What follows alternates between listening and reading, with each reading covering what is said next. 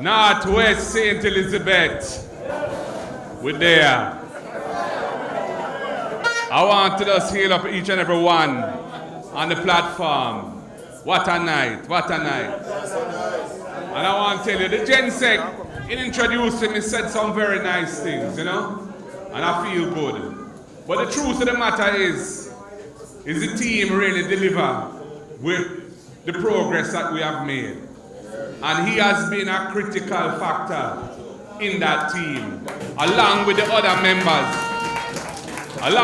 members of the Secretariat who are here, Skeffrey and Dexroy and Nikisha and Communications and each and every one still. It has been a team effort. But you know, it's the first time I really getting to hear your candidate, you know. Madam Change, you know, man. And you know, I recently lost my mother. Just the other day, she passed her. My mother's name is Patricia. Yeah. So Patricia, when I see you flourish and the style where you bring to this thing, and the argument where you put forward to the people, I feel good. I feel good. Because God knows, J.C. Hutchinson, that are yesterday's news. That is the past. See the future, yeah? See the future, yeah?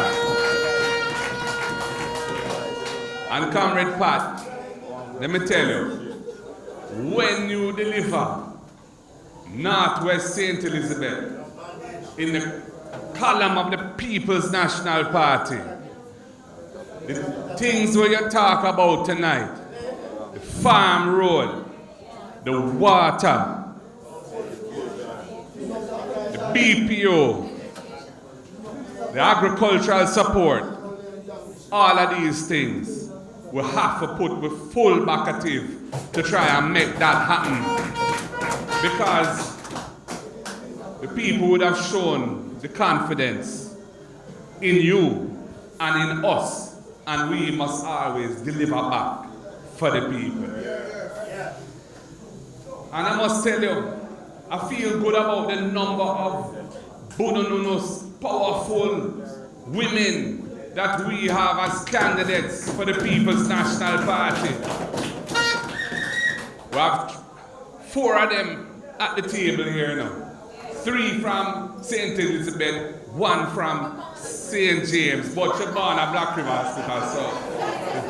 I mean, my grandfather come from Cambridge, St. James, you know, and was the head doctor at Sablamar Hospital. So Western Jamaica, you know, I have a little roots in the place too.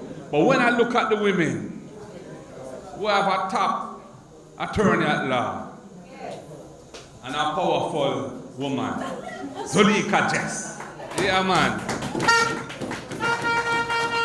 We have a communication specialist and a strategist who going to take back South St. James and bring it back to it, Nikisha Burchell.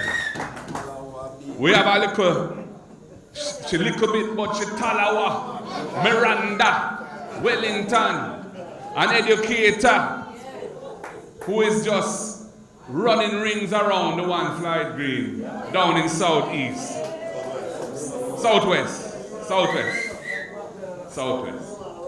And here in Northwest, we just for the first time realize what uno get. What uno get. Madam Change is really going to bring a bright new day in this constituency. And you deserve it, man.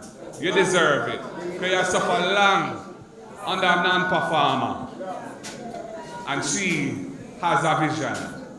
It's a powerful vision. It's a vision that draws me to it because it is dealing with the real issues that the people are facing.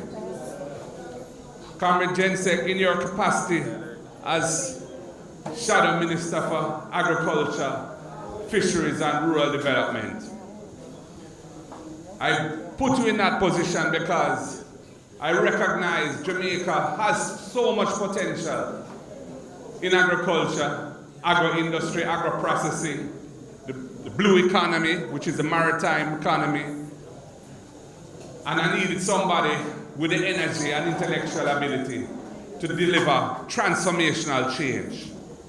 Right now, our economy is wobbling. We're very dependent on remittances. Remittance is not something we grow or produce here now. Remittance is something where people are foreign send to us because they feel to do it. We don't control that. We can't build an economy and the future of the country on that. Although we love our diaspora, we rate them and we respect them, and we want to engage them fully in the development of the country. But the economy of the country has to be based on production of goods and services here at home. Tourism is going through tough times. We have heard this year the hoteliers complaining about the advisory put out by the United States, which has impacted the industry. And we've seen some labor issues just in the last week and rumblings that there could be more, we don't know. So we need to balance our economy so that we're not too dependent on one or two things. And agriculture is a key shot for the country. Why is that? Because we have some of the best produce in the world in Jamaica. We are blessed with so many quality produce, whether it be ginger, whether it be turmeric, whether it be coffee, whether it be the good ganja. And you know, when I was Minister of Justice, I saw the injustice in the way the law had treated the ganja industry in Jamaica for 100 years of prohibition. And I was very anxious and determined to decriminalize personal use of ganja and recognize Rastafari in the law and their special relationship to ganja, and to create a new industry of medicinal and therapeutic ganja that would be take ganja from the shadows of prohibition into the light of being a lawful industry. But the Labourite they mash up the thing. The thing has not performed anywhere near where it should. And the small farmers of this country who built the industry and suffered from prohibition, they have been excluded from participating in the industry. Well, the next PNP government is going to fix that. We are going to make sure that the industry is an inclusive industry and that the farmers of this country, especially the small farmers, get a fair deal and they get the support so they can take their rightful place in that industry.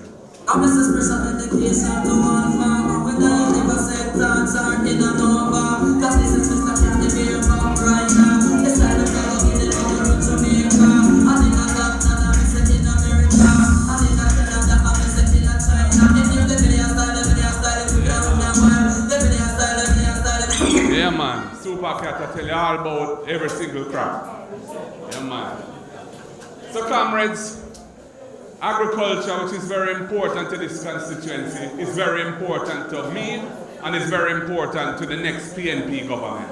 Because we see that as an important element in ensuring the country's food security, because we knew that in the pandemic, many of the things that we took for granted in terms of what can be brought here from abroad, it showed that those things are not necessarily always going to be available, because there can be many things that interfere with the importation of items from all over the world.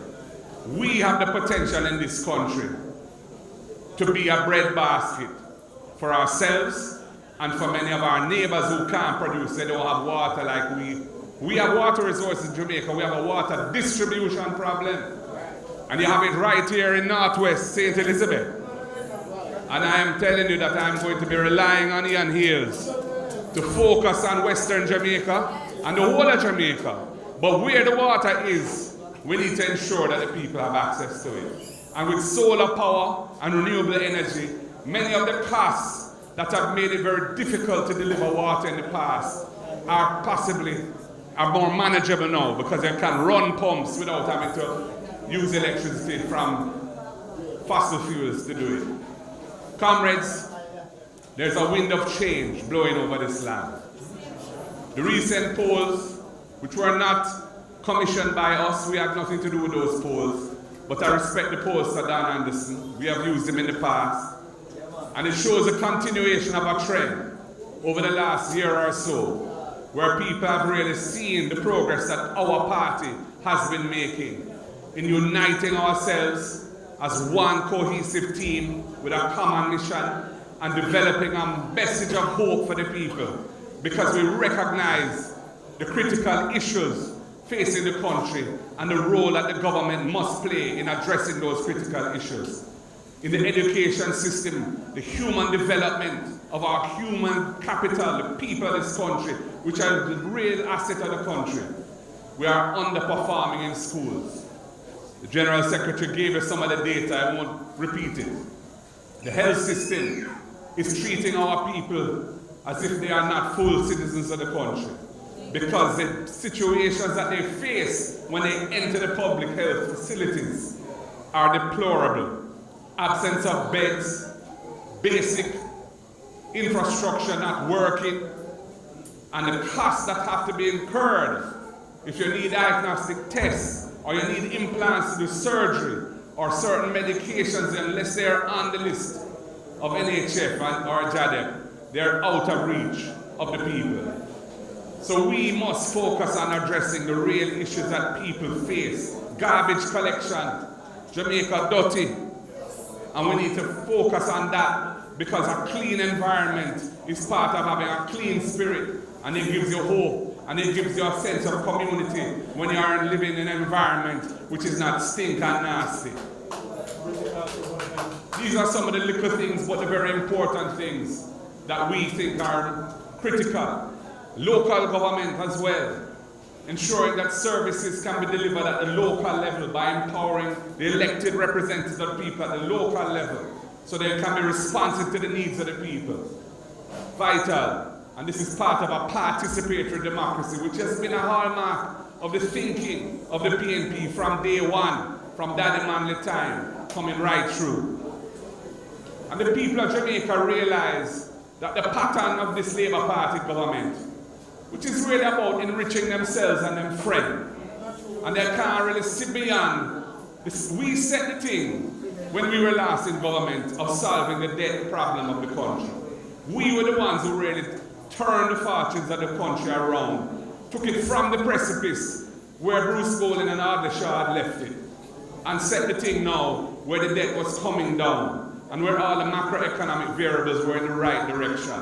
The reserves of the country, unemployment was falling, poverty was falling, and so on. And they have essentially took our matrix, the rules that we put in place, and they've continued to apply them. And the debt is now at a much more manageable level. But the truth is that that is not going to make our people happy. That is not going to achieve the aspirations and dreams of the people. The people need to see the social investments that are necessary to uplift them and uplift their lives and give them a chance, so they don't have to think about foreign, but no, yard can be nice too. And that is our job as our government, is to make yard nice. So that the people, them, our Jamaican people, their foreign can come home as well and invest in their country. But they want to have a proper health system. They want to have a proper school system. And they want to feel safe in the yard too. And this government don't have no plan to deal with the problem of national security either. All they know about is extreme measures, state of emergency. And we know that that is not a tool that has worked, because we have seen how it has failed over the 8 years. We need a holistic plan for dealing with this matter, investing in the youth, giving the youth another chance, mentorship, skills training. The private sector has had to step into the breach because this government has done nothing for the youth. The private sector has tried what they can with a thing called Project Star. And I respect Project Star for what it is doing, but it's very limited in its scope. It's only touching a few communities because the government is not putting the resources behind it that they should. We want a national program to make our youths them have a second chance. Those who are not in school, college, apprenticeship, training, we want to make every youth have a chance to be a good citizen of the country, so they don't have to go down the negative path, which is a disaster for all of us when that happens. So comrades, the next election is a critical election for the country. Jamaica can either stay on the path that it is on, run by leaders who are not worthy of our trust.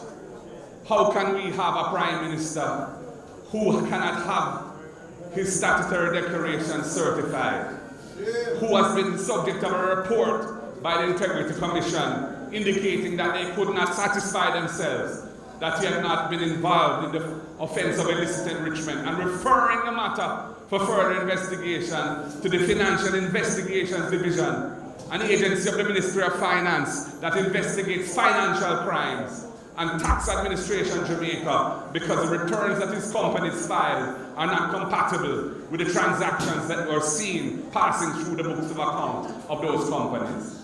We cannot have a country run by somebody who is not in good standing with our own Integrity Commission. We need to move forward to a better place, a place where government demands integrity from its leaders, where the resources of the state, which are public resources belonging to the people, are used exclusively and only for the benefit of the people, and where Jamaica can hold its head high among all the countries of the world, as was the case when we were in government last and before. But it's not going to come easy. These guys are not going to give up power easily. They want it too much. So we have to be well organized. We have to do the work. We have to go and do the canvassing. We have to prepare our PNP list so we know who our voters are, and we make sure we go and get them out on election day and win the thing. And comrades, I'm relying on you. Northwest, you have a chance to make history. With Sister Pat, Madam Change, we have a chance to make history. This seat has not been in our column for how long now, man? 30 odd years. But now you have a sample lady, a school principal, but a woman of vision, a woman of the people. I heard her passion, her heart for the people, for development.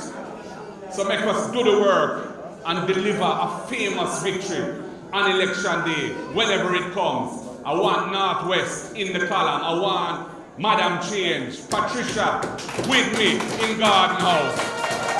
Are you ready, Northwest? Are you ready for a PNP victory? Are you ready to do the work? Are you ready to be courageous? Well, I am ready, and I see that you are ready. So I and I ready, and it's going to happen. One love, comrades. God bless you all. But there's one important thing I must do, and that is to formally present to you your candidate for this constituency of Northwest St. Elizabeth.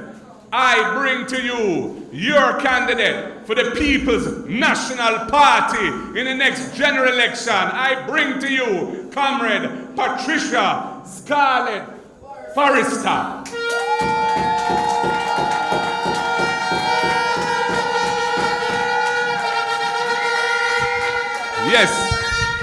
Yes, the trumpet will soon sound, and we will do what we have to do, and Jamaica will be better for it. One love, comrades. God bless. The word is love.